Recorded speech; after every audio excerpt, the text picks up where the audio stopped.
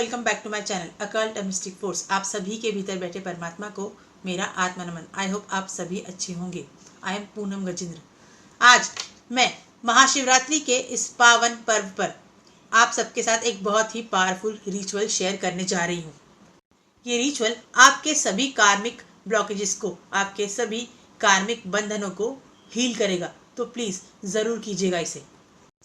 क्या आपने कभी महसूस किया है कि कुछ तो है ऐसा जो आपको आगे बढ़ने ही नहीं देता, जो स्टक है आपके अंदर एनर्जी के फॉर्म में, आपका सबकॉन्शियस बिलीफ बनकर।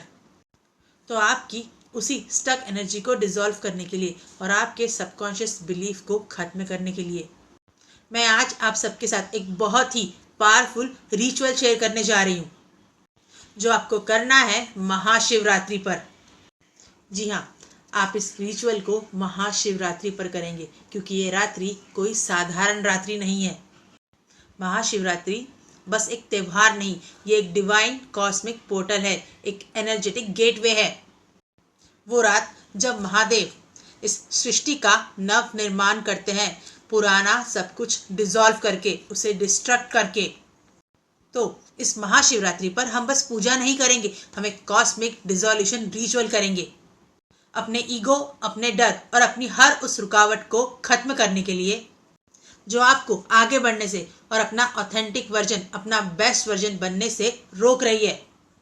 ये रिचुअल उन सभी के लिए जो अपनी लाइफ से डर और अपने नेगेटिव सेल्फ बिलीफ को खत्म करके अपनी लाइफ में अबंडेंस, गुड हेल्थ, अच्छा रिलेशनशिप, सक्सेस और स्पिरिचुअल ग्रोथ मैनिफेस्ट करना चाहते हैं।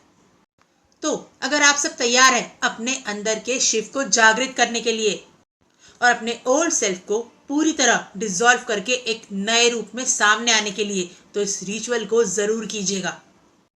ये रिचुअल आपको शिवरात्रि पर रात 9 बजे से लेकर अगले दिन सुबह 5 बजे के बीच में करना है। इस रिचुअल को करने के लिए आपको भस्म, बेलपत्र, फूल, एक काला धागा, सरसों का तेल, एक मिट्टी का दिया, एक घी का दिया और थोड़ा सा घी, बस इतनी ही चीजें लगेगी। इस रिचुअल को आप अपने घर पर ही बैठकर कीजिए, क्योंकि इसे मंदिर जाकर करना प्रैक्टिकली पॉसिबल नहीं है, क्योंकि महाशिवरात्रि पर इतनी भीड़ होती है कि हम सही ढंग से पूजा नहीं कर पाते। इसीलिए आप इसे अपने घर पर ही कीजिए। अगर आपके घर पर शिवलिंग है या फिर भोले बाबा की कोई तस्वीर है, तब भी आप इस रिचुअल को उनके सामने कर सकते हैं। वैसे तो महाशिवरात्रि पर बहुत लोग अपने घरों में पार्थिव शिवलिंग का निर्माण करते हैं, और अगर आप भी उनमें से एक हैं, तो इस रिचुअल को पार्थिव शिवलिंग का निर्माण बनाकर उनके सामने कीजिएगा। और अगर नहीं बना सकते, तब भी आप इस रिचुअल को उनकी फोटो के सामने कर सकते हैं।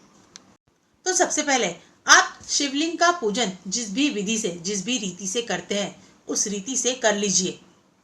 उसके बाद महादेव की फोटो या शिवलिंग के सामने एक घी का दिया जलाइए और एक मिट्टी के कोरे दिए में सरसों का तेल डालकर रख लीजिए। उसमें आपको अभी बाती नहीं डालनी है।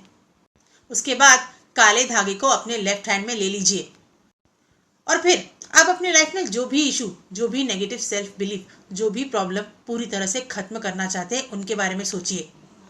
फॉर एग्जाम्पल, अगर आप पर बहुत कर्ज है तो आप उसके लिए भी इस रिचुअल को कर सकते हैं। अगर आप पर कोई कोर्ट केस है, तब भी आप इसे कर सकते हैं। अगर आपका रिलेशनशिप, आपकी हेल्थ, आपके फाइनेंस स्टक है, तब भी आप इस रिचुअल को कर सकते हैं। और अगर आपको ये लगता है कि आप पर किसी की बुरी नजर है या कोई ब्लैक मैजिक है या कोई एनर्जी जो आपके काम बनने नहीं देती, आपके काम बनते बनते बिगड़ जाते हैं, तब भी आप इस रिचुअल को कर सकते हैं। तो सबसे पहले शिवलिंग या महादेव की फोटो के सामने एक घी का दिया जलाइए और एक मिट्टी के कोरे दिए में सरसों का तेल डालकर रख लीजिए। अब अपने लेफ्ट हैंड में काले धागे को लेकर अपनी प्रॉब्लम को सोचकर उस काले धागे पर नॉट लगाइए। आपको जितनी प्रॉब्लम्स है, आपको उस धागे पर उतनी नॉट्स लगानी होगी, पर 3, 5, 7 या 11 इसी संख्या में आपको उस धागे में नॉट लगानी है। मतलब या तो किन्हीं 3 चीजों के बारे में सोचकर 3 नॉट लगाइए, या फिर 5, या फिर 7, या फिर 11। और हर एक नॉट लगाते हुए आपको ये बोलना है, शिव के तेज से ये बंधन अब मुझसे अलग होता है, मैं अब इस बंधन से मुक्त हूँ। आप जितनी बार नॉट लगाएंगे आपको उतनी बार ये रिपीट करना है। फिर आपको इस धागे को उस दिए में रख देना है जिसमें आपने सरसों का तेल रखा था। मतलब आपको बाती के बजाय इस धागे को ही बाती बनाकर उसमें रखना है। और फिर अपनी गलतियों के लिए क्षमा मांगते हुए आपको बाबा से प्रार्थना करनी है और उस बाती को जला देना है। जैसे जैसे वो गांठें जलेंगी आपके बंधन खुलने लगेंगे और जब वो धागा पूरी तरह जलकर राख बन जाए तब समझ लीजिए कि आपके वो कार्मिक ब्लॉक खत्म हो गए। अब आपके पास जो भस्म रखी है उसे शिवलिंग पर चढ़ाइए।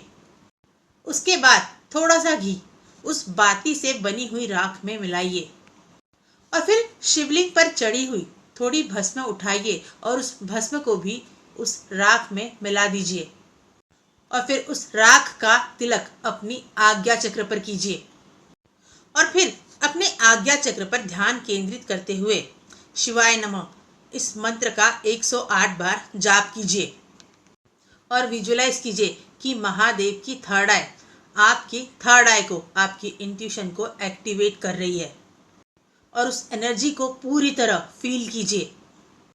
और फिर एक बेल पत्र लेकर उसे अपने अनाहत चक्र मतलब हार्ट चक्र के पास रखकर कोई भी एक बड़ी विश बोलिए और फिर उस बेल पत्र को महादेव पर अर्पित कर दीजिए और फिर बाबा को प्रणाम कीजिए। बस इतना ही करना है आपको।